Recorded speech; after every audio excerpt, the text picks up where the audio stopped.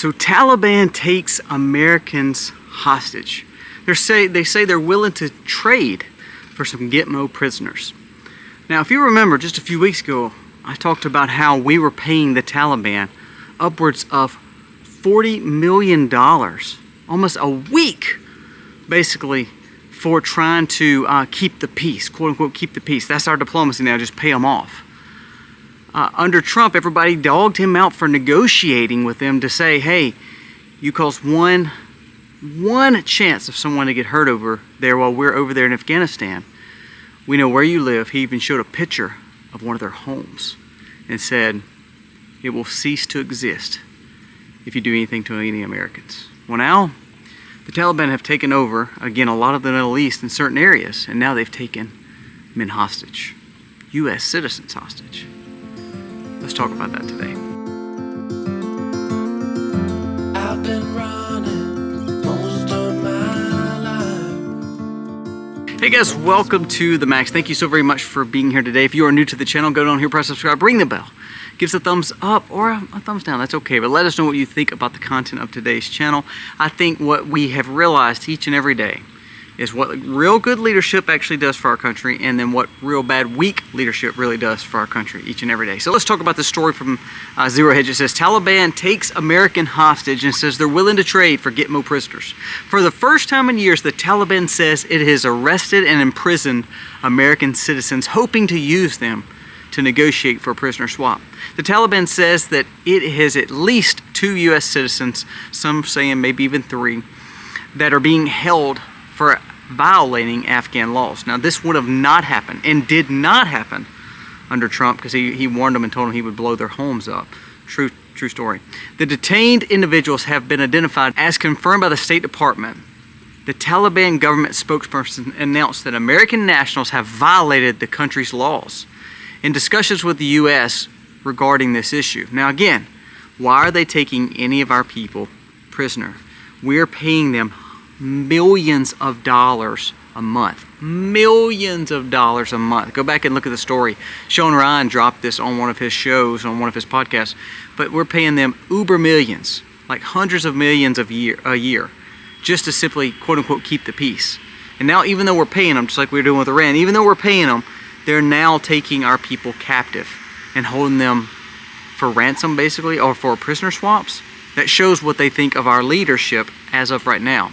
Have you noticed they're doing this prior to an election? I wonder why, because they know they're not going to get away with it for any other time. So I think that's why they're doing this. They're saying, okay, we got to get now while the getting's good. We're going to go ahead and get these people, and that way we can get some of these prisoners out before November or before the turn of the new year with hopefully a new president. Of course, it's unclear what they are charged with, but it says that, it's probably espionage, So they didn't arrest them for any reason other than just being American citizens, and it gives them leverage to contact our Secretary of State and the State Department as they try to negotiate. Again, we're not supposed to negotiate with terrorists, but we're also paying these terrorists to, quote unquote, keep the peace in the Middle East, which they're doing a terrible job of, and we're doing a terrible job of holding them accountable.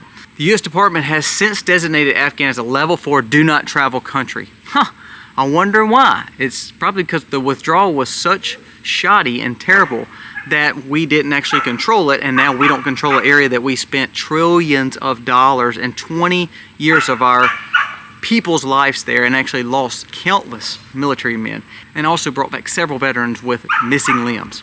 But no, we consider this level 4. We're not allowing people to go to Afghanistan. Probably because we made bad decisions on how we withdrew from Afghanistan. Just think if we would have held Bagram. Just think if we would have just said, look, we're gonna withdraw, but we're gonna make sure, again, one more problem, you cause one more issues, we're coming back in, and we're gonna take it back over. Now, not that we had to, but it was the fact that we had presence there. Well, all of a sudden, now that we lost Bagram, and now we have military people still there in Afghanistan, and also the fact now they have 2 or 3 of our citizens trying to negotiate for prisoners. Again, all the while we're paying them millions of dollars of taxpayer dollars to keep the peace. the official alert for travel, do not travel there, is because they're scared that foreign travelers will be detained and be held in detention camps. Multiple terrorist groups are active in this country, and the U.S. citizens are the ones that are targeted for wrongful detention. The department has assessed that there is a risk for any U.S. citizen when it comes to the Taliban. It's amazing how we cause this problem. The Taliban have harassed and detained aid and humanitarian workers. The activities of the foreigners may be viewed as suspicion, so that gives them reasons to detention. And also, it's very unclear if what they were doing was wrong or not, but it gives them the reason to hold them. Now, if we had a strong president, or we had a strong administration, do you honestly believe this Taliban would hold any U.S. citizens? Especially like Trump. Go back and listen to the story about Trump, how the State Department said he literally showed him a picture of the Taliban leader's home and said, you and everybody in this home will be gone, decimated, if you hurt one hair on an American citizen. Well, that's long gone now. We have a fearless leader now that can't stay up past 6 p.m., and now we have Americans held hostage over again, once again in Afghanistan. 20 years, trillions of dollars, hundreds of military service members lost, several limbs blown off of people. People deal with major issues mentally, and we are back in the same situation we left it in. We're in the same situation that we once started the war for. The justification is not there, and again, we're paying millions to these people to quote-unquote keep peace. We try to negotiate, and we called them at first a reputable administration. All the while, they're just an evil terrorist group that is now trying to use its last little time and leverage left to control what goes on with the State Department and also with civilians to try to get some of their prisoners out. This will not happen if Trump wins, and they know that, and this gives them all the reason to take this over. Now, this is a major alert, and I think what we're going to see more of, I think that any and everything across the world, because of this situation with the fact that we have a weak leader, and they see now, especially after this last week, that Trump is a shoo-in pretty much to win this election. I think because of that, you're going to see more of these kind of scenarios, more of these black swan events, more of these threats, because if they're going to try something, it's now or never. And that is actually scary to me. So be prepared for the next few weeks and months. What's going to actually happen? Because again, as we have a leader who can't stay up past 6 p.m. unless he gets his ice cream and does big boy conferences, we are going to see harder times. And for Americans, please don't travel abroad right now. I know everybody says they're safe and these areas are safe. We're not safe anywhere. The elevated threat levels across the world for America is as high as it's ever been. That is actually on record with our administrations and with our leadership telling us, be careful when you go overseas. We should be careful, of course, in our own towns and cities. But more than that, we are putting ourselves in harm's way when we allow this weak leadership to lead us across the world's platform and the world's stage, and it puts Americans truly in harm's way.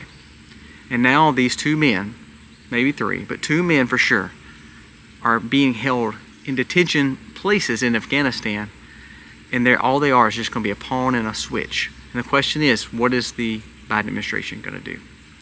Something better happen pretty quickly, because they know if Trump wins, this won't take place. And also, all those millions, I hope someone stops these millions from going to the Middle East for no reason. All the millions, look into it, all the millions we give to the Taliban for them to take American citizens. And then we're going to try to beg for them back. That's not showing strength in leadership. That's weakness. Guys, let me know your thoughts. I think our attention has been so much domestically, and it should stay that way. It really should. I want our focus to be on America. But these are American citizens, and they are being held captive, all because of our leadership. Let me know your thoughts. God bless.